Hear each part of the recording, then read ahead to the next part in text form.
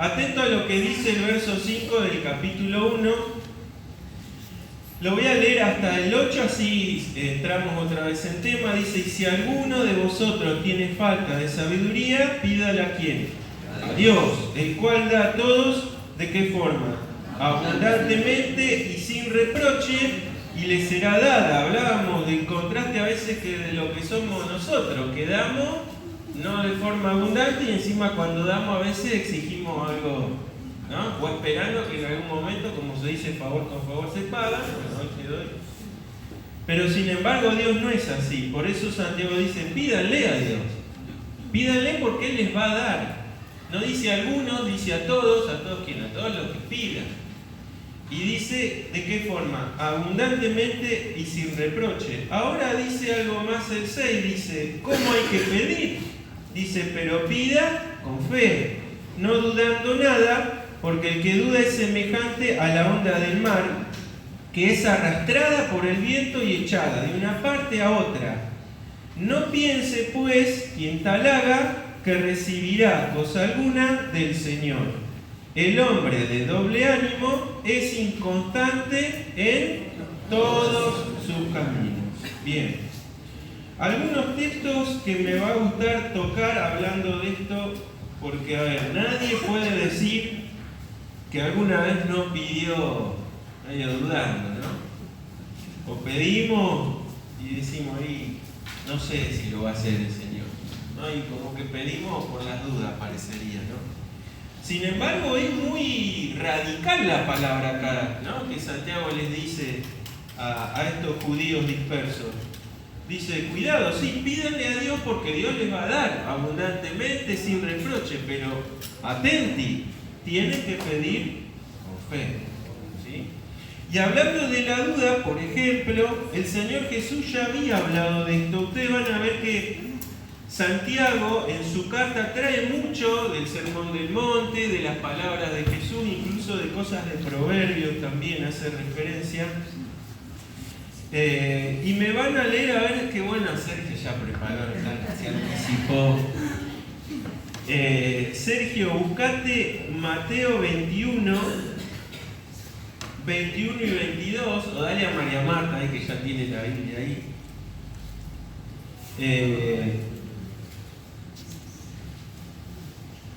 Y Gonza, busca Marcos 9, 23 y 24. Marcos 9, 23 y 24.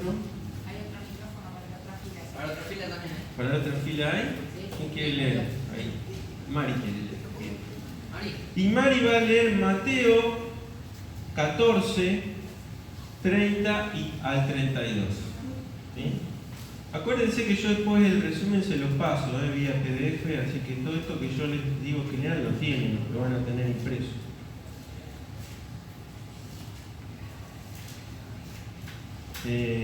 Bueno, Mateo 21 y 22, ¿qué dice? Respondiendo Jesús les dijo: de cierto os digo que si tuviereis fe y no dudareis, no solo haréis esto de la higuera, sino que si a este monte dijereis, quítate y échate en el mar, será hecho. Y todo lo que pidiereis en oración creyendo, lo recibiréis.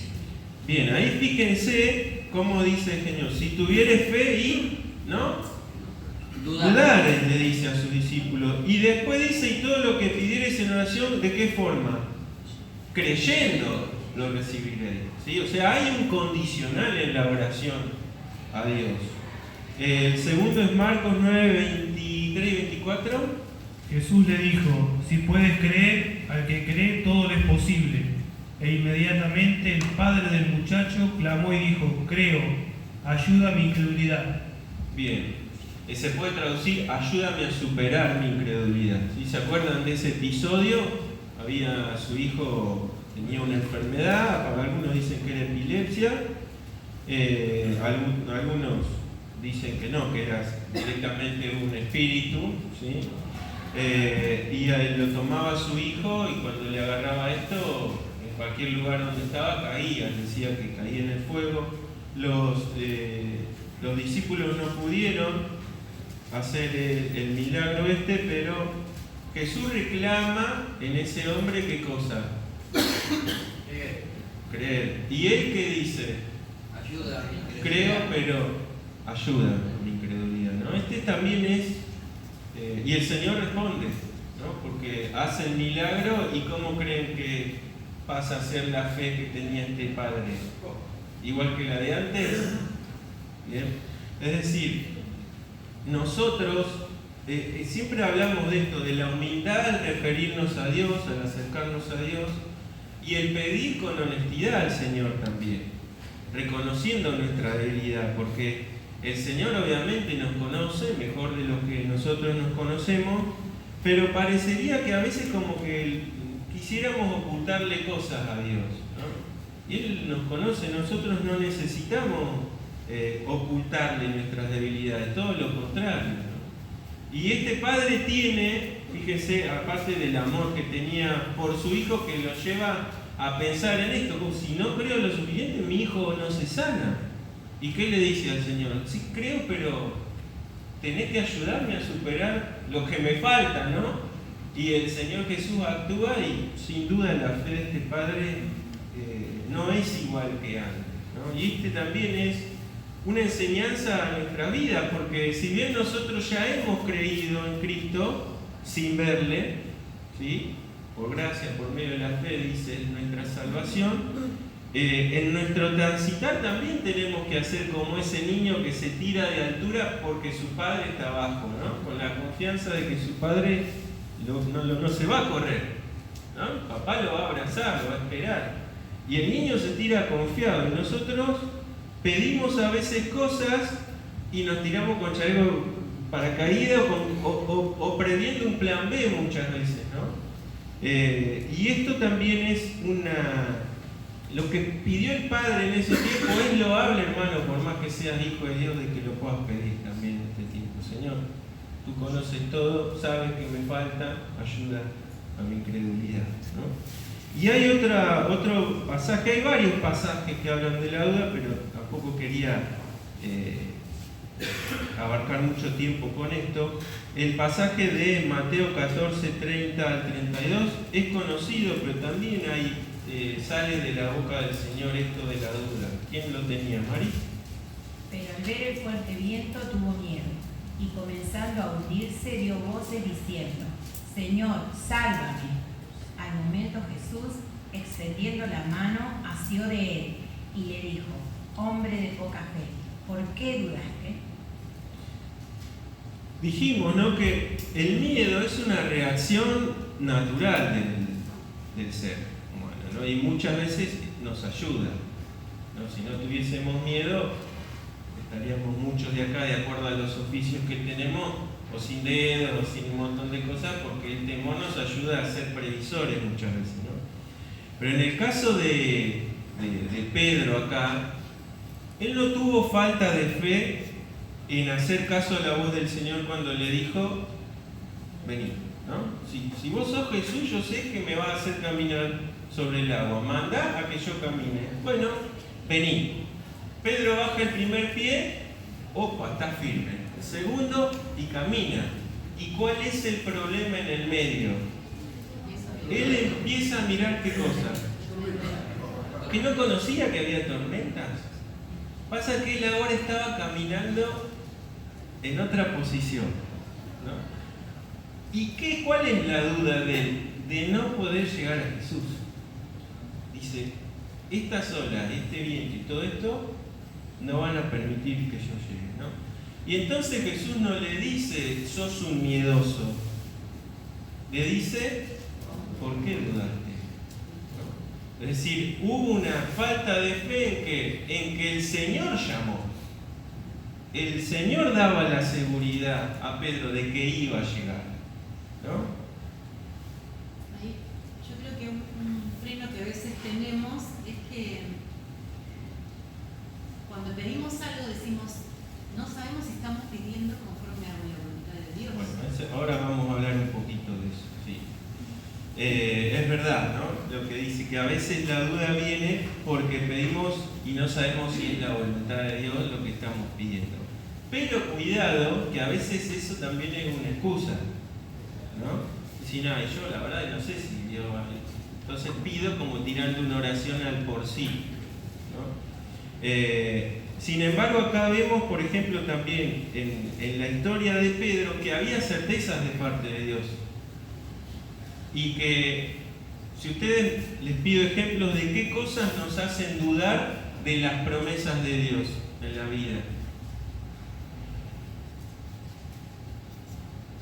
Por ejemplo, él dice que a sus hijos, si a los pájaros mantiene, a sus hijos, y dudamos a veces con nuestro trabajo, con el sustento. A veces las circunstancias son las que generan dudas. Andrés dice las circunstancias, muy grandes, ¿no? Circunstancias de todo tipo. Que no llega la respuesta. Que la respuesta no llega y te empezás a dudar también. Perdiendo la canción. ¿Algo más que se les venga? En el contexto de Santiago, ¿qué era lo que la prueba hace? Pone a prueba ¿qué? Nuestra fe, justamente, ¿no? Y hablamos de que el origen de las pruebas puede ser diverso. Habíamos hablado de Job, por ejemplo, como el ejemplo, ¿no? del hombre más probado de la historia. Pero las dificultades nos hacen dudar muchas veces, ¿sí? Y cada uno de nosotros tenemos distintos, vamos a decirlo así, niveles, ¿no? Hay cosas que en la vida hemos pasado y que cuando volvemos a pasar decimos, bueno, esto ya lo pasé, ¿no? Por eso es que el propósito de las pruebas, ¿cuál es? Hacernos crecer, que seamos hijos de Dios más maduros, ¿sí?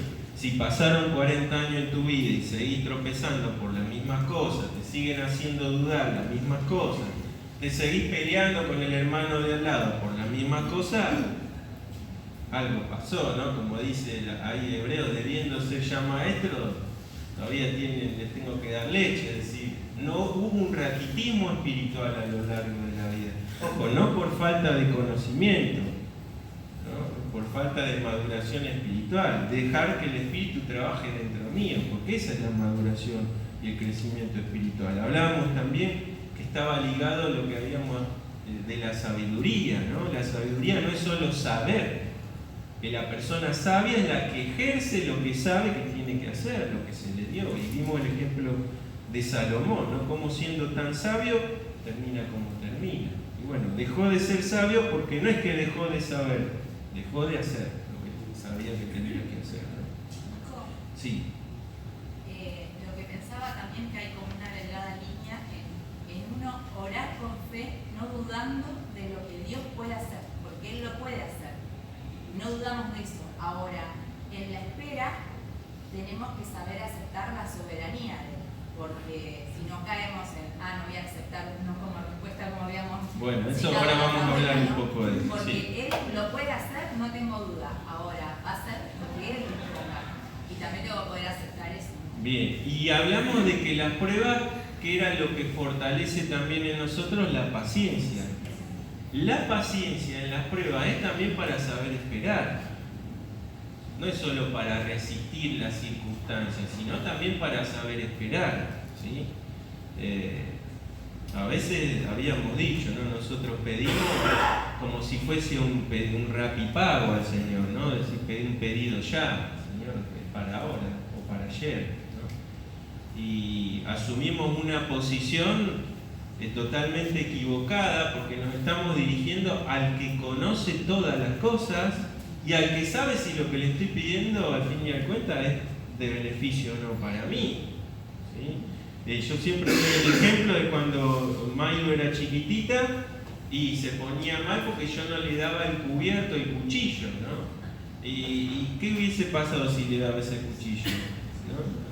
Y bueno, y a veces caemos en eso de ser niños pedigüeños caprichosos, que nos enojamos porque no vemos una respuesta de Dios y por ahí le estamos pidiendo un cuchillo al Señor, porque lo que le estamos pidiendo no es para nuestro beneficio espiritual, ¿no? Y entonces, vamos a ver, nosotros vemos que la fe es probada, pero también se va acrecentando a lo largo del transitar cristiano cuando vemos para atrás y vemos también que las cosas que Dios no nos dio, al fin y al cabo fueron provechosas, ¿no? Porque lo que Dios nos da o nos deja de dar siempre va a ser para nuestro bien. Y eso también es parte de cuando nosotros oramos descansar. Si Dios te cerró una puerta, que vos la veías que era la única puerta y te la cerró, ¿cuál es tu actitud? Eso es madurez también espiritual. Es decir, ¿cuál es mi actitud ante Él cuando le pedí algo que era para mí tan importante y no lo recibí? No lo recibí ni en el tiempo que yo tenía para recibirlo. Por ahí recibí el no directamente de una puerta que se cerró, como dicen, no recibí un nada, ¿sí? Ojo, porque a veces el Señor contesta y yo estoy empecinado, también esa es otra, ¿no? Es decir, no, yo quiero esto y el Señor me tiene que cumplir esto y Él ya te dijo que no. Entonces eso también es la actitud, por eso Santiago dice, sí, pidan por fe, no dudando nada, porque es importante que cuando uno se acerca a Dios y le pide, tenga la certeza de que es un Dios poderoso. Hablamos recién el ejemplo del trabajo, ¿no? Sobre todo a los hombres nos afecta mucho, en general, cuando está escaseando el trabajo, cuando vemos que estamos complicados, ¿no? Tenemos como esa cosa de que nos quita el sueño, ¿no? Y ahí es donde se pone también a prueba nuestra fe, ¿no? Es decir, el Señor ya dijo que si las aves, todo alimenta, que se ocupa, ¿cómo no se va a preocupar de mí que soy un hijo suyo? Pablo dijo acerca del contentamiento, he aprendido que a contentarme cualquiera sea que en la abundancia o no. Y eso, fíjense, el contentamiento en las circunstancias también es un aprendizaje, porque él no dice que lo recibió, él dijo, he aprendido. O sea, a través de las pruebas y de las circunstancias, y vaya Pablo si tuvo circunstancias complicadas, ¿no? ¿Se acuerdan cuando el varón macedonio le dice, ven a ayudarnos? Predicó y lo primero que recibe es cárcel y varas en la espalda, en Silas. Y se estaba quejando dentro de la cárcel. ¿Cómo estaba? Hay que estar, ¿no? Con la espalda yo me imagino cómo la tendría, no es que le hacían así, malo. Eran varas terribles, ¿no? Y encima de eso, en una prisión. Sin embargo, ellos mostraron gratitud, oración, alabanza, ¿y qué pasa? Hay una respuesta de Dios. Terrible esa respuesta de Dios. No solo que hay un fenómeno sobrenatural, sino que hay algo más sobrenatural y de bendición, que es que aquel que lo mete en la cárcel, ojo, los carceleros no eran hombrecitos, no es como hoy que los presos tienen wifi y tienen todas las cosas, ¿no? Eran hombres aguerridos y duros, por eso los ponían en ese cargo y sabían que si un preso se escapaba, la pena era morir. Por eso cuando él saca la espada y se quiere matar, ¿por qué se quiere matar? Preferían matarse que lo maten los romanos. Y grita a Pablo y dice, están todos acá, quédate tranqui, ¿no? Y se rinde a los pies, ¿qué necesito para ser salvo? Es decir, reconocía que había un poder superior. Y conocemos la historia de bendición, pero en medio de circunstancias terribles que afectaban su cuerpo, aunque podían haberlo hecho dudar de la visión, porque si el varón macedonio me dice que lo ayude y ahora estoy preso acá, mi cuerpo lleno de marcas, dolorido, ¿era o no era la voluntad? ¿No? ¿Era o no era? Sin embargo, él y Silas tuvieron la convicción de que el Señor guiaba todas las cosas. Y así nace la iglesia allí, ¿no? Con un carcelero y con una mujer que vendía púrpura. Y vemos lo de bendición que fue su estadía allá, porque Dios no se confunde cuando te pide algo. ¿Sí? Pueden haber cosas adversas, difíciles, pero Dios no se confunde. Si te mandó a un lugar y te dio la certeza que ese era el ministerio, que eso era lo que tenías que hacer, hacelo. En el camino va a haber dificultades, y sí, el Señor nunca mintió a sus discípulos, que dijo, en el mundo van a tener aflicciones. Pero, ¿ustedes qué tienen que hacer? Confiar, porque yo ya vencí. Y nosotros estamos en una posición de victoria porque Cristo nos dio la victoria a nosotros.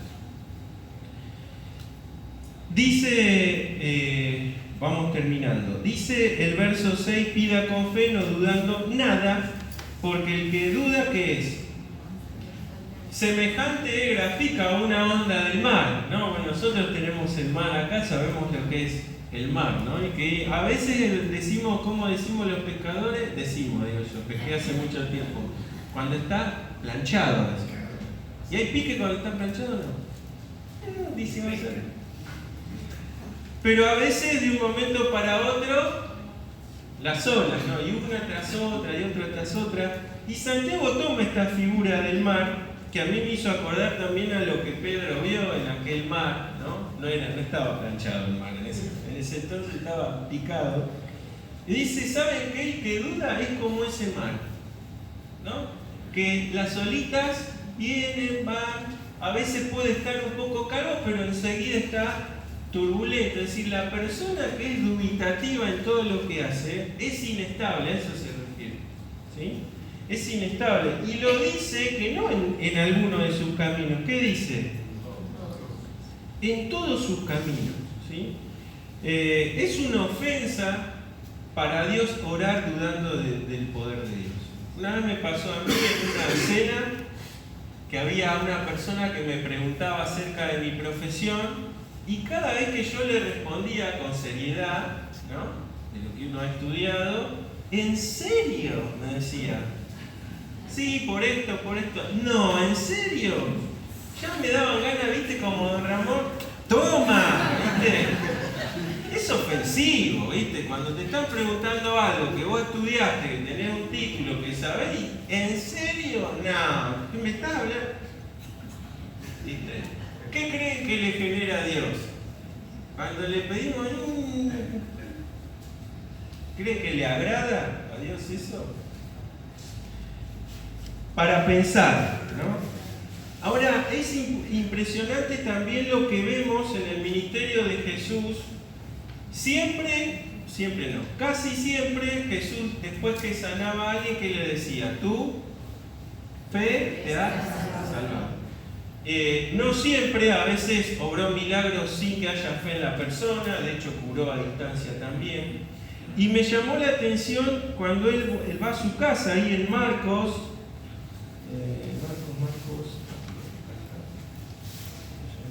lo voy a leer yo. Marcos 6, verso 5, Marcos 6, 5 dice,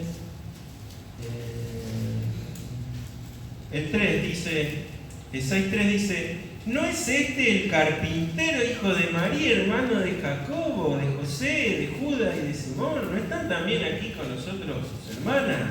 Y se escandalizaban de él. ¿Por qué se escandalizaban? Porque le vieron en su oficio, con su familia, porque vieron que no tenía una instrucción escolástica, no había ido a la gran escuela como fue Pablo, por ejemplo, ¿no? ¿Se acuerdan? A los pies de Gamaliel. Entonces, ¿qué me viene a decir si tenemos su familia acá, si sabemos de dónde salió? ¿No? El elitismo también ahí encubierto.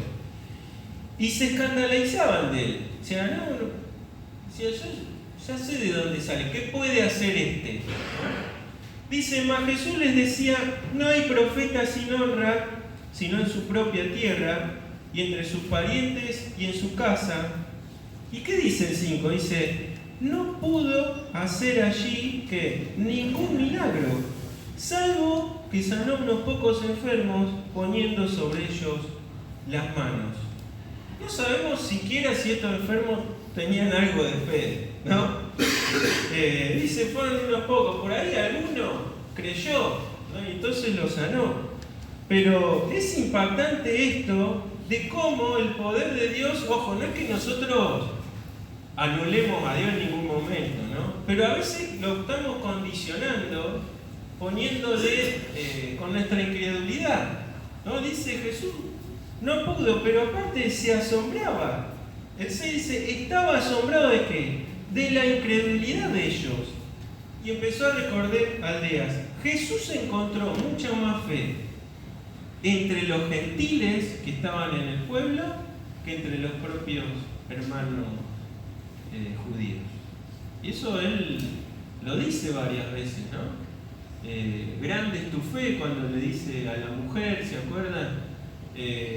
cuando viene el centurión también, di la palabra, ¿no? Y el Señor se queda asombrado, todo lo contrario, ahora, de la fe que había, solo di la palabra y sanará. Una cosa, la mujer que toca ese manto, ¿no? A veces me pregunto, ¿qué habría sido de mí en ese tiempo? ¿Hubiese tenido la fe? ¿No? Incluso hoy, si Jesús pudiera estar acá, ¿tendríamos la fe de tocar el manto sabiendo que seríamos sanos, por ejemplo? ¿O habría prejuicios en nosotros? Porque todas las dudas que nosotros podemos tener hoy también podrían tenerlas ellos, ¿no? Sobre todo una persona que para los judíos ya vemos lo que era, y aún viendo milagros, ¿qué pasó? Hoy el hermano hablaba del caso de Judas, otra cosa que te vuela la cabeza. Es ¿cómo terminó esta persona que vio tantos milagros, palabra del Señor, y termina suicidándose por la culpa, ¿no? ¿Cómo puede ser esto? Bueno, nuestro corazón duro, ¿no? Corazón duro revestido en roca y no dejado que Cristo transforme ese corazón en corazón de ¿qué? De carne, ¿no? En vez de ir a los pies de Jesús, nos refugiamos en nuestro conocimiento o en nuestras excusas, ¿sí? Y no limitamos el poder de Dios con nuestra falta de fe. El que pide con la duda de que Dios se lo conceda, no puede esperar nada de Dios. Dice así Santiago, dice así y es tajante. Quien tal haga, dice, no piense que va a recibir cosa alguna del Señor. Hebreos 11:6 dice, sin fe, ¿qué dice? ¿Ves? Porque el que cree, ¿cómo dice el pasaje? A ver, para no decirlo, no. Ahí lo tiene ahí, Hebreos 11:6. ¿Quién tiene el micrófono ahí? A ver. Cristian, dale, agarra el micrófono y lee. Hebreos 11:6. Pero sin fe es imposible agradar a Dios, porque es necesario que el que se acerca a Dios crea que le hay, y que es galardonador de lo que le gusta. Bien, no solo es creer que Dios hay, eso hablamos a veces con las personas que tienen simpatía, pero no son cristianas, ¿no? Sí, yo creo, ¿no? No es solo tener la convicción de que hay un Dios, sino todo lo que implica eso, creer en Dios y creerle a Dios en las promesas que Él dejó, ¿no? Instituidas aquí. Y Hebreos habla de eso, ¿no? No podemos agradar a Dios. Por más obras que hagamos, si no actuamos por medio de la fe, con convicción, ¿esas obras sirven de algo? Dios llegó a decir en la antigüedad que los sacrificios, ojo, que Dios había establecido, llegaron a ser ¿qué? Para Él. Algo que le desagradaba completamente. Voy a decir, ¿cómo puede ser que le desagrade a Dios si Él instituyó eso? El problema no era el formato, lo ritual, todo lo que se hacía. ¿Cuál era el problema? ¿Cómo se hacía eso? ¿Cómo estaba el corazón de esas personas? Era un mero ritual lo que hacían. De fondo no había un corazón de fe. No había una certeza y una convicción de qué estaba detrás de todo eso. Y entonces, en su vida, sí, por ahí hacían el ritual, todo muy limpio, muy pulcro, pero después, ¿cómo eran en su vida? ¿Qué les dice él? Ustedes son un sepulcro que por fuera parecen blanquitos, lindos, y por dentro, ¿qué hay? Pudrición. Habla de la hipocresía.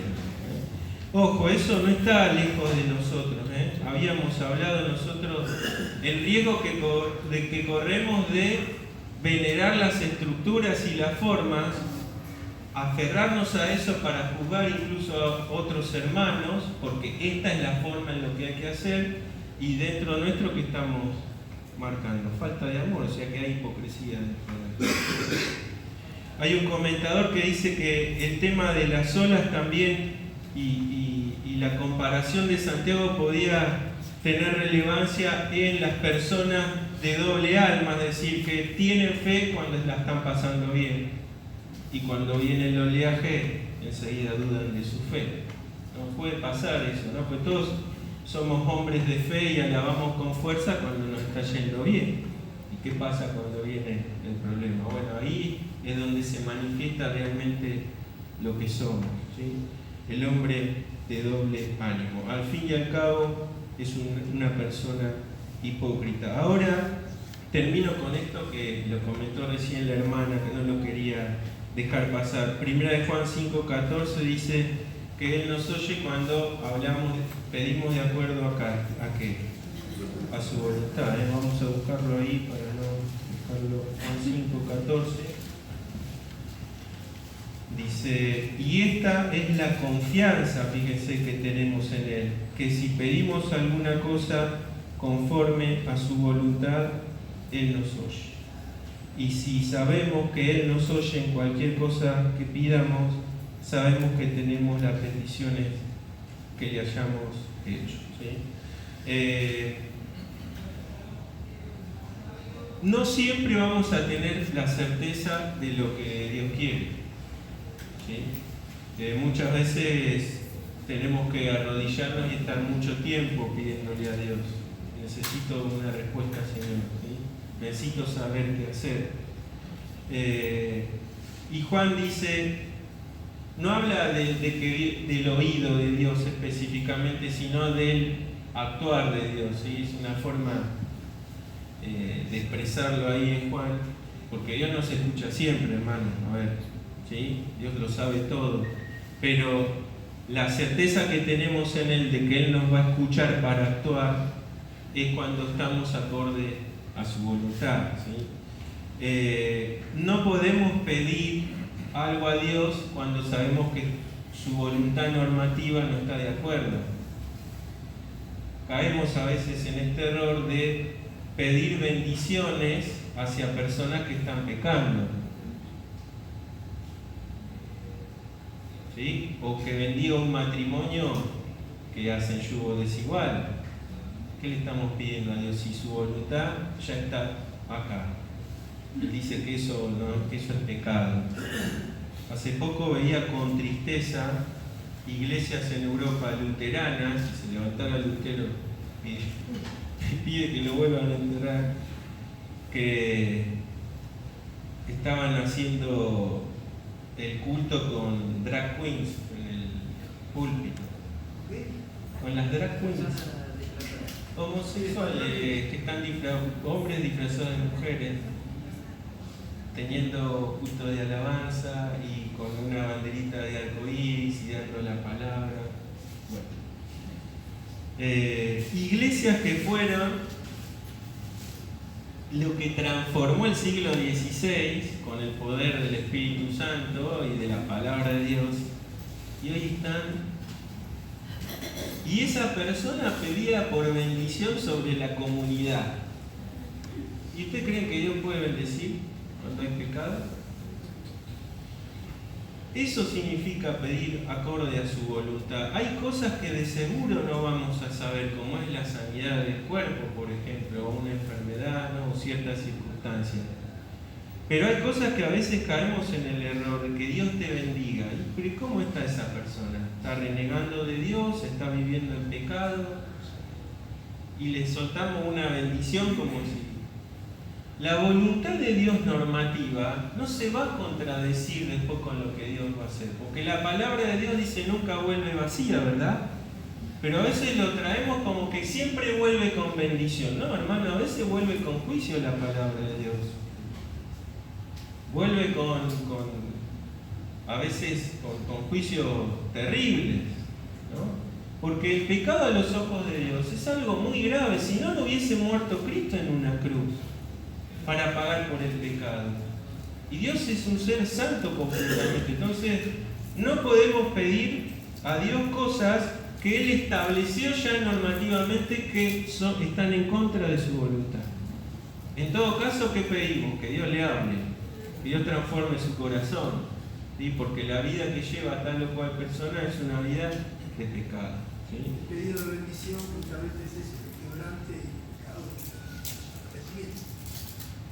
Puede ser que vos pidas así, pero no siempre es así, porque a veces pedimos que haya un bien de Dios sobre esa persona, bien material o bien ¿Cómo puede bendecir Dios un matrimonio en yugo desigual? Bendecir es que Dios diga bien de vos. Claro, exacto, bien decir, es algo bueno, ¿sí? Y por eso que tenemos que pensar muchas veces en esto, ¿no? En qué pedimos a Dios. Tenemos que obviamente conocer la voluntad de Dios escrita, ¿sí? Tenemos que conocer su palabra. Lo otro que quería hablar también es que pedimos a Dios en humildad y como hizo el Señor Jesús. Yo pido esto si es posible, que dijo Él. ¿Pero qué? ¿Sí? Hemos escuchado oraciones ahí, Sergio recordaba, ¿no? Aquella oración que decía no vamos a aceptar un no como respuesta, ¿no? Qué terrible eso. ¿Quién sos vos para... ¿Qué le vas a hacer a Dios? Si te dice que no. ¿Que tenés algún poder de hacerle algo a Dios? ¿No? Esto a veces de declaro tal cosa, ¿no? Hay hermanos, entre comillas, que declararon que el COVID dejaba de ser a partir de ahora y no penetra para acá y no... Después cerraron la puerta porque estaban todos con COVID en la congregación. La autoridad que nosotros podemos tener, hermanos, es dada por Él, siempre que sea ejercida en la voluntad de Dios. Ni siquiera Jesús actuó bajo sus propios términos. Todo lo que Jesús hizo fue sometido a la voluntad de Dios. Por eso vemos pasajes que son difíciles de entender, que Él por lo que padeció aprendió. Decimos, ¿cómo puede ser? Bueno, es cosas teológicas difíciles de entender, pero lo que se nos quiere decir que Jesucristo fue obediente hasta lo último. Por eso ese sacrificio fue aceptado, por eso Él dijo, consumado es. ¿Y qué pasó con el velo? Se rasga de arriba hacia abajo, es decir, hay la única posibilidad de que tengamos entrada a esa presencia magnífica y a la santidad de Dios, destructora, porque nadie puede ver a Dios y permanecer en pie. Esa posibilidad y acceso que hoy gozamos nosotros de que en el nombre de Jesús podemos entrar, se rompió de arriba abajo, no de abajo arriba. Lo que significa que no hay esfuerzo del hombre para poder acceder a Dios. Fue el sacrificio perfecto del Señor Jesús. Y mientras nosotros podamos, siempre que vamos en oración a Él, en humildad hacia un Dios poderoso y santo y que sabe todo, nosotros entonces empezamos, como se dice, con el pie derecho. No vayamos y caigamos en cosas que escuchamos de que yo soy hijo del rey y al rey le puedo reclamar lo que se me da la gana o pedirle lo que yo quiero, ¿sí? Termino con esto porque me parecía importante también decir, ¿pedimos con fe? Sí. Pedimos acorde a su voluntad, primeramente a su voluntad normativa. De acuerdo a este marco yo pido, ¿sí? Y no le vengo al Señor a reclamar ni exigir nada, vengo con humildad. A que, Señor, yo te pido esto si es posible, pero si no, que se haga tu voluntad. ¿Por qué descanso en esa voluntad? Porque para mi vida su voluntad, ¿qué es? Siempre, hermano, aunque no lo entiendas, aunque sean circunstancias que te generan dolor, pérdida, la voluntad de Él siempre es agradable y es perfecta.